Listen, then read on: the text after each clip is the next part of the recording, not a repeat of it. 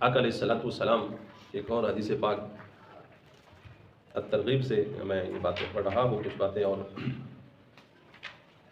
حضرت امیر معاویہ رضی اللہ تعالیٰ عنہ اس حدیث پاک کے راوی ہیں۔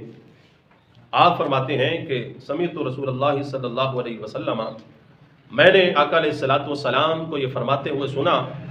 آپ نے فرمایا من دعا بہؤلاء الکلمات الخمس لم یسأل اللہ شیئا الا اعطاہ۔ فرمایا 5 کلمے ایسے ہیں اگر کوئی شخص ان 5 کلمات کے ساتھ اللہ سے دعا مانگے تو فرمایا یہ ہو ہی نہیں سکتا کہ اس کی مانگی ہوئی دعا پوری نہ ہو۔ بولو نا سبحان اللہ۔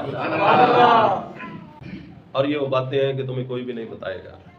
جمعے پہ آج کل کیا اکثر خطیب حضرات قصے کہانیاں سناتے ہیں۔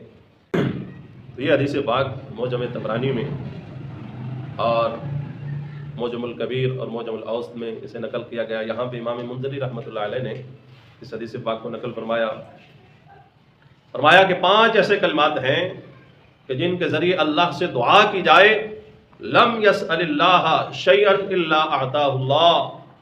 فرمایا سوال ہی نہیں پیدا ہوتا کہ رب سے بندہ ان کلمات کے ساتھ مانگے اور وہ عطا نہ فرمائے۔ اور وہ کلمات کون سے ہیں؟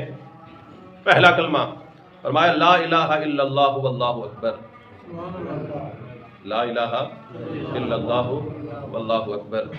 اس کے بعد دوسرا لا الہ الا اللہ وحدہ لا شریک لہ، لا الہ الا اللہ وحدہ لا شریک لہ۔ تیسرا لہ الملک ولہ الحمد وہو علی کل شیء قدیر، بڑی لہ الملک ولہ الحمد وہو علی کل شیء قدیر۔